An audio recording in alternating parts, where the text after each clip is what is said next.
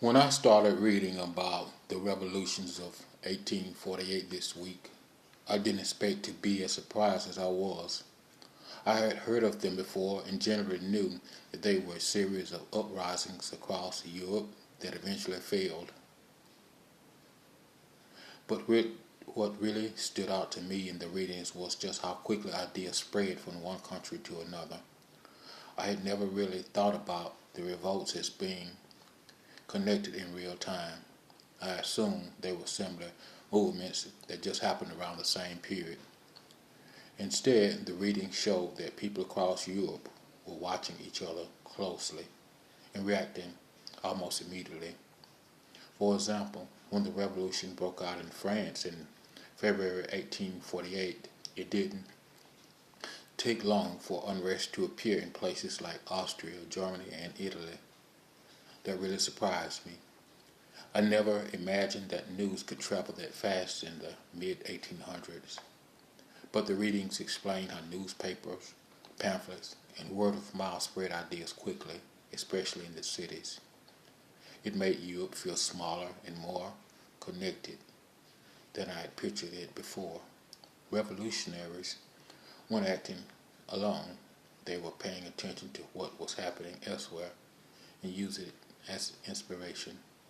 Another thing that matched what I had heard before was that the revolutions ultimately failed. Conservative leaders pushed back hard. Monarchies regained control. Revolutionary governments collapsed. And many of the big liberal and national dreams didn't come true at the time. In places like Austria and the German states, rulers were able to reassert their authority. It seems like, at least in the short term, the old order won. What surprised me, though, was learning that not everything went back to the way it was before. Even though the revolutionaries failed in a dramatic way, they still left behind smaller reforms. In some areas, serfdom was abolished.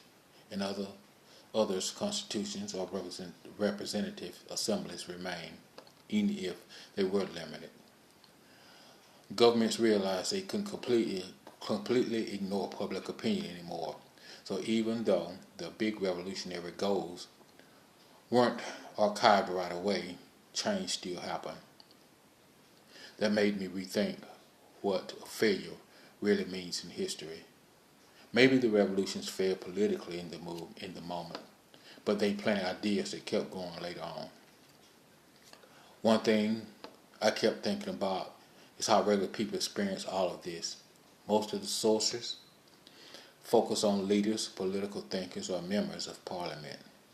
We hear about kings, generals, and famous revolutionaries, but not much about the average worker or farmer. I wonder what daily life looked like before 1848 for ordinary people. Were they mostly focused on work and family, not thinking much about politics? Or were these ideas already part of everyday conversations? It must have been confusing and even frightening to live through that kind of upheaval. Imagine going from normal routines, working in the shop, farming, going to church, to seeing barricades in the streets and hearing about governments collapsing. Some people probably felt hopeful and excited about change. Others might have been scared of instability and violence.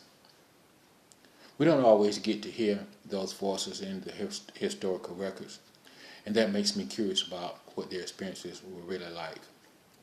Overall, these readings change how I see the revolutions of 1848 all over the world. I was most surprised by how quickly ideas moved across Europe.